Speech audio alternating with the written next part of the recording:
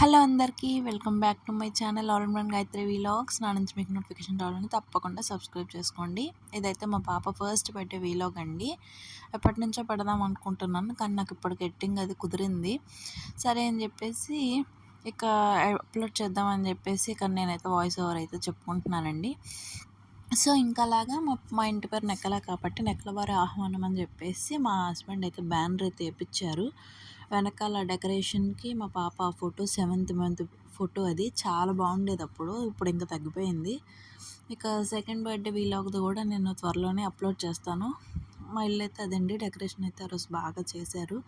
మా పాప అయితే చాలా ఎగ్జైటింగ్గా ఫీల్ అయింది. 1 ఇయర్ ఖచ్చితంగా నిండినాయి కదా. ఇక క్యూట్గా అలా చూస్తుంది, కాసేపు నవ్వింది, కానీ బాగా పేచి పెట్టేసిందండి. మేము స్టార్ట్ చేసేసరికి ఆ రోజు నైట్ 8 అయిపోయింది. 7 అనుకున్నాము, కానీ మా పాప కొంచెం ఆకలి అని చెప్పి అలాగే ఏడుస్తుందని చెప్పేసి అన్నం పెట్టేది అయితే స్టార్ట్ చేసాము. అదే స్టేజ్ డెకరేషన్ అయితే అలా చేసామండి. చక్కగా బెలూన్స్తో చాలా బాగా నచ్చింది. బ్లూ సిమెంట్ కలర్ అని చెప్పేసి మేము అనుకొని డ్రెస్సెస్ కాంబినేషన్ అయితే మేము ముగ్గురం అలా తీసుకున్నాము. మా డ్రెస్సెస్ మీకు ఎంతమందికి నచ్చాయో కమెంట్ చేయండి. అవి నేను విడిగా తీసుకొని క్లాత్ కుట్టించుకున్నదానండి. ఇదైతే పాప కేక్, నాకు అది చాలా బాగా నచ్చింది. సెలెక్ట్ చేసింది కూడా నేనే. గూగుల్లో చూసి ఎన్నో కేకులు చూసి ఇంకా అలా చేద్దాము, తన ఫ్రాక్ తగ్గట్టు ఉంటుందని చెప్పేసి నేనైతే అలా చూశాను. నేనైతే మా మావయ్య గారండి, మా అత్తయ్య గారు మా మావయ్య గారు కలిసి కూర్చొని అయితే ఫోటో దిగారు. మా పాప మాత్రం మా మావయ్య గారు కళ్ళజోడు తీసుకొని మాత్రం వదలలేదండి.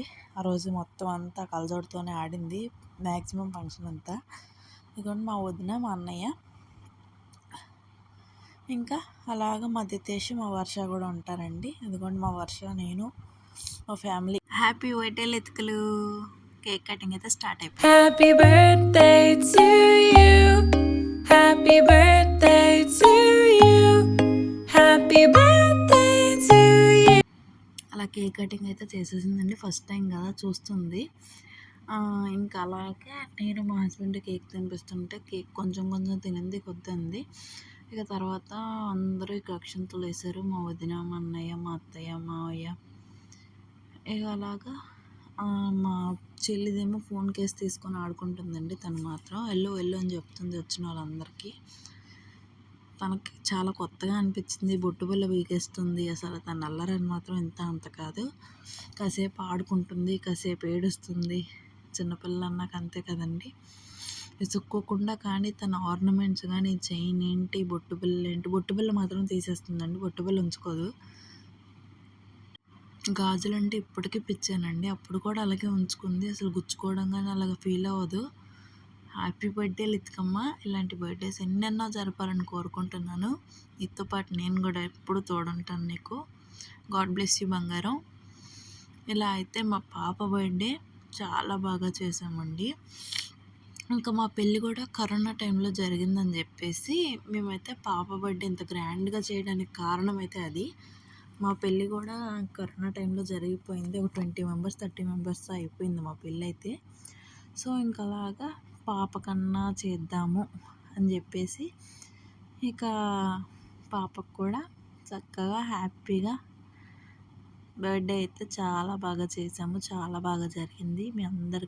మీ అందరి బ్లెస్సింగ్స్ కూడా తనకు ఉండాలని కోరుకుంటున్నాను.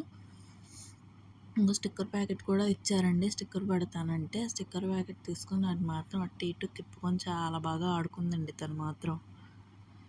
ఇక అలాగా తన బర్త్డే అయితే సక్సెస్ఫుల్గా కంప్లీట్ చేసాము. ఇంకొక పార్ట్ ఉందండి. ఇక భోజనాలు అయితే ఎలా పెట్టాము, ఇంకా తన బర్త్డేకి ఎవరెవరు చుట్టాలు వచ్చారు, మా చుట్టాలు ఎవరెవరు వచ్చారు అన్నీ అన్నది నెక్స్ట్ వీడియోలో అప్లోడ్ చేస్తానండి. ఖచ్చితంగా ఒక 2 డేస్లో మ్యాక్సిమం అప్లోడ్ చేసేస్తాను. నా వీడియో మాత్రం లైక్ చేయండి, షేర్ చేయండి, సబ్స్క్రైబ్ మాత్రం చేయడం మర్చిపోకండి. ఇక అలాగా రితికమ్మ ఫస్ట్ బర్త్డే మాత్రం చాలా బాగా జరిగింది. సో మీ అందరి బ్లెస్సింగ్స్ కూడా మా పాపకు ఉంటాయి అనుకుంటున్నాను. Thank you for watching. Subscribe చేయడం మర్చిపోకండి.